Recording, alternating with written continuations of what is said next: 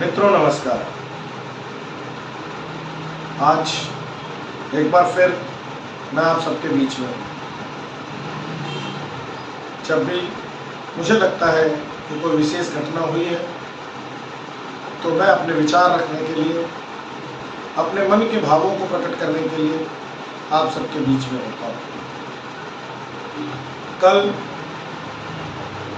उड़ीसा के भद्रक और बालासोर स्टेशन के बीच में दो ट्रेनें, कोरोमंडल एक्सप्रेस और यशवंतपुर हावड़ा एक्सप्रेस आपस में टकरा गई और जिसके परिणाम स्वरूप 360 से अधिक यात्रियों की मृत्यु और 1000 से अधिक यात्री घायल हुए। मित्रों, यह 21वीं सदी में भारत के माथे पर लगा हुआ कलंक है। हम सबको स्मरण रखना चाहिए कि 2022 में देश के रेल मंत्री श्री अश्विनी वैष्णव ने एक डेमो दिखाया था देश के सामने कि किस प्रकार से कवच सिस्टम ट्रेनों को आपस में टकराने से रोकेगा। और तब उन्होंने दिखाया था दो टॉय ट्रेन हाथ में लेकर कि किस प्रकार से वो दोनों ट्रेनें आपस में जब एक ही पटरी पर आएंगी तो वह ट्रेन टकराएंगी नहीं, बल्कि एक निश्चित दूरी पर वह ट्रेनें अपने आप ऑटोमेटिक सिस्टम से रुक जाएंगी। लेकिन जब हम आज कल हुई दुर्घटना के ऊपर चर्चा कर रहे हैं, देख रहे हैं, तब इस पूरे सिस्टम की पोल खुल जाती है। मित्रों, कवच सिस्टम लगाने के लिए 1 किलोमीटर का खर्चा लगभग 30 लाख रुपए का आता है और इस देश में जो पूरा रेलवे ट्रैक है, उस रेलवे ट्रैक की लंबाई 1,15,000 किलोमीटर के आसपास है।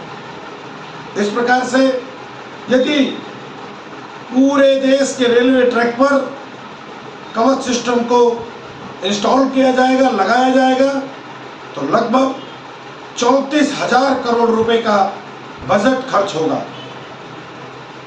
हम सबको ध्यान होगा, हम सबों को स्मरण रहना चाहिए कि इस देश की सरकार ने एक साल में 2 लाख करोड़ से अधिक के एनपीए को उद्योगपतियों के लिए माफ किया है, जिसके आरोप भी सरकार पर लगे और सरकार ने भी ये बात संसद के अंदर बोली है।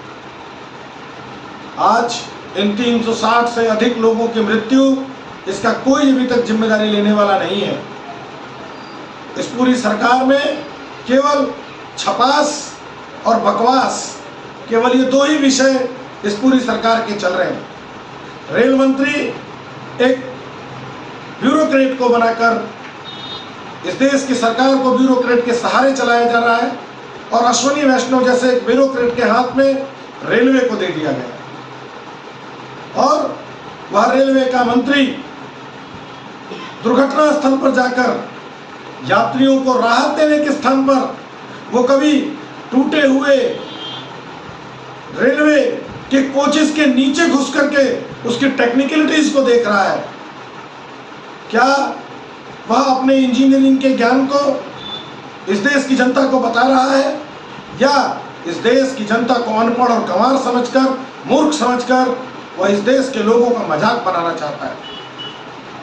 मैं आप सबके माध्यम से ये प्रश्न अश्विनी वैष्णव को पूछना चाहता हूँ कि आप बहुत बड़े इंजीनियर हो सकते हैं, आपके पास बैचलर ऑफ इंजीनियरिंग की डिग्री है, लेकिन उस डिग्री का क्या फायदा जो कि आपके मंत्री रहते हुए 360 लोगों की मौत हो जाती है और आप संवेदनाहीन होकर, असंवेदनशील होकर आप जाकर के केवल अपनी छपास, अपनी वीडियो, अपनी फोटो अखबार में डलवाना चाहते हैं और बकवास कर रहे हैं। जब आपसे कोई भी पत्रकार उसकी जिम्मेदारी के बारे में पूछता है तो आप बकवास करते हैं कि अभी मेरी पहली प्राथमिकता राहत है। ऐसी कोई प्राथमिकता आपकी नहीं थी, क्योंकि यदि आपकी प्राथमिकता राहत होती तो आप रेलवे के कोचेस के नीचे घुसकर उसकी वीडियो और फोटो नहीं खिंचवाते, उसके ऊपर आप बकवास नहीं करते, बल्कि आप राहत कार्यों में संलग्न होते। आज पूरा देश आपसे इस बात को पूछ रहा है कि आखिर वो कवच सिस्टम क्यों नहीं लग पाया। बल्कि सच्चाई ये है मित्रों कि इस देश की सरकार को केवल एक व्यक्ति चला रहा है, क्योंकि सभी मंत्रालयों के मंत्री काम के बिना केवल मंत्री पद पर बैठे हुए हैं, जबकि सारे मंत्रालयों को चलाने का काम केवल इस देश के प्रधानमंत्री के हाथ में है। नरेंद्र मोदी से पहले हमने जितने भी प्रधानमंत्री देखे होंगे, उन सभी की सरकारों में कोई भी यदि नई रेल चालू होती है तो उस रेल को हरी झंडी दिखाने का काम रेल मंत्री, रेल राज्य मंत्री करते हैं।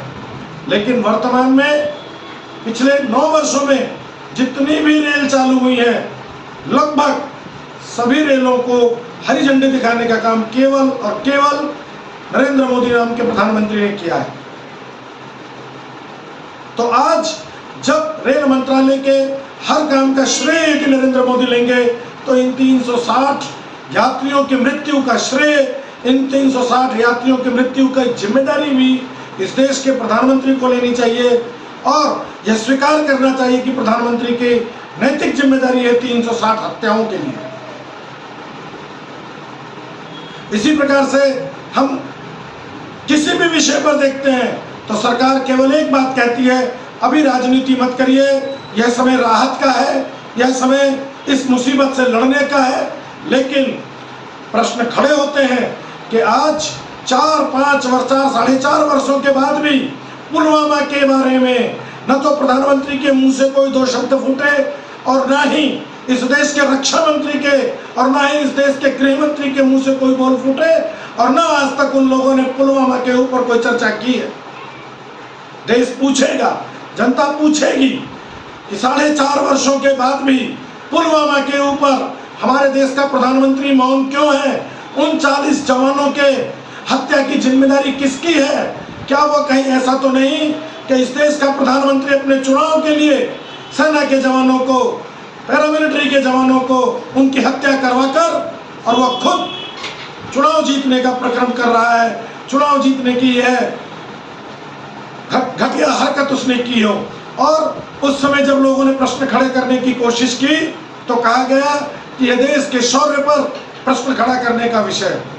लेकिन आज फिर बालासोर भद्रक के बीच में हुई रेल दुर्घटना के बाद एक बार पुनः यह प्रश्न खड़ा हो जाता है कि 4.5 साल में न तो प्रधानमंत्री ने, न गृह मंत्री ने और न ही रक्षा मंत्री ने उन 40 जवानों की मौतों के बारे में एक शब्द बोला। आखिर कितने दिन जांच चलेगी? आखिर कब इस देश का प्रधानमंत्री, इस देश की सरकार उन 40 जवानों के बारे में बोलेगी? इसी प्रकार से जो दुर्घटना आज हुई है, इस दुर्घटना के बारे में भी रेल मंत्री, प्रधानमंत्री या कोई भी अन्य कब बोलेगा? इसकी जिम्मेदारी कब लेगा? हम सब ने टीवी पर देखा, अश्विनी वैष्णव रेल के कोचों के नीचे घुसे हुए हैं। अरे भाई, दुर्घटना हो गई, अब यात्रियों को, घायलों को, मृतकों को उनकी उपचार की, उनके राहत की आवश्यकता है, ना कि तुम्हारी छपास और तुम्हारी बकवास को यह देश सुनना और देखना चाहता है। इसी प्रकार से प्रधानमंत्री कार्यालय में भी एक अनपढ़ प्रधानमंत्री बैठ करके टीवी पर डेमो देख रहा है, स्क्रीन पर डेमो देख रहा है, कैसे टकरा गई ट्रेन। अरे टकरा गई ट्रेन, तुम्हारे ही अहंकार और तुम्हारे ही बड़े विजन के कारण ये ट्रेन टकराई है। क्योंकि जब भी कोई घटना होती है तो इस देश का रेल मंत्री कहता है प्रधानमंत्री का विजन, ये तुम्हारे विजन का प्रत्यक्ष प्रमाण सामने आया है। इसलिए आप अभी भी, और जो आप समझना चाह रहे हैं, जो आप रेलवे के टेक्निकल स्टाफ से समझ रहे हैं, उसको भी टीवी पर दिखाया जा रहा है। अर्थात छपास और बकवास इस देश की सरकार के 2 ही काम है, एक छपना, एक बकवास करना। तो केवल आप छपास और बकवास न करें, बल्कि उन गरीब लोगों के बारे में सोचें। आप वंदे भारत खोल रहे हैं, 8-8 करोड़ की एक कोच और 8 कोचों की एक वंदे भारत, और उस वंदे भारत का 2000 रुपये से अधिक का किराया। यह सामान्य आदमी जो कोरोमंडल एक्सप्रेस में सफर कर रहा था, जो यशवंतपुर हावड़ा एक्सप्रेस में सफर कर रहा था, वो नहीं दे सकता। आप केवल सरमाएदारों की सरकार मत बनिए। आप वंदे भारत चला रहे हैं, लेकिन मैं आज आपसे इस मीडिया प्लेटफॉर्म पर पूछना चाहता हूं कि उत्तर प्रदेश और बिहार, झारखंड, बंगाल और उड़ीसा के लिए आपने कितनी नई ट्रेनें आम जनता के लिए खोली हैं? या आप इस बार भी केवल इस पूरी रेल दुर्घटना के लिए पंडित जवाहरलाल नेहरू को जिम्मेदार ठहरा देंगे, कांग्रेस के 60 वर्षों के शासन को जिम्मेदार ठहरा देंगे? जबकि आप अज्ञानी नहीं थे। आप 12 वर्ष तक इस देश के एक विकसित राज्य के मुख्यमंत्री थे। तब आपने केवल 60 साल बनाम 60 महीने का नारा दिया था। आज 108 महीने बीतने के बाद 360 मौतों की जिम्मेदारी आपकी सरकार में लेने वाला कोई नहीं है। और ये 360 लोगों का आंकड़ा भी उनका होगा जो रिजर्वेशन में होंगे, जो जनरल क्लास में मरे होंगे। उनकी तो कोई गिनती भी नहीं हुई होगी, उनकी पहचान भी नहीं हुई होगी, और उनकी लाशों को सरकार के कर्मचारियों ने, रेलवे के कर्मचारियों ने ठिकाने लगा दिया होगा। और ऐसे में उन गरीबों का पहचान भी उनको नसीब नहीं हुई होगी। इसलिए मेरा इस देश की सरकार से और इस देश की जनता से एक ही निवेदन है कि ये वंदे भारत, ये बुलेट ट्रेन, इनके ख्वाब छोड़िए मोदी जी, इनके ख्वाब छोड़ो एनडीए सरकार, और आप इस देश की जो चल रही ट्रेनें हैं उनको समय पर पहुंचाने की, उनको सुरक्षित पहुंचाने की व्यवस्था करें। और ये जो आपने हजारों करोड़ का बजट बुलेट ट्रेन के लिए और वंदे भारत के लिए रखा है, ये 34,000 करोड़ का बजट इस देश में कवच सिस्टम लगाने पर करिए, जिससे कि इस देश के नागरिकों को उनकी जिंदगी को सुरक्षा मिल सके और भारत की लाइफलाइन कहे जाने वाली रेलवे सुरक्षित हो सके। केवल इतना निवेदन आपको करता हूं, अन्यथा इस देश की जनता आपको भी क्षमा नहीं करेगी। आपके साथ भी आगे वही व्यवहार होगा जो आपके पहले वालों के साथ हुआ है। क्योंकि मोदी जी, जिस कुर्सी पर आप बैठे हैं, आपसे पहले भी जो शख्स उस कुर्सी पर विराजमान था, उसको भी खुदा होने का इतना ही गुमान था। इसलिए आप ये मत सोचिए कि आप खुदा हो गए हैं। आपके साथ भी ये जनता कहीं वैसा ही व्यवहार न कर दे, इसलिए इस देश की जनता की सुरक्षा की चिंता करें। केवल इसी निवेदन के साथ अपनी बात को समाप्त करता हूँ।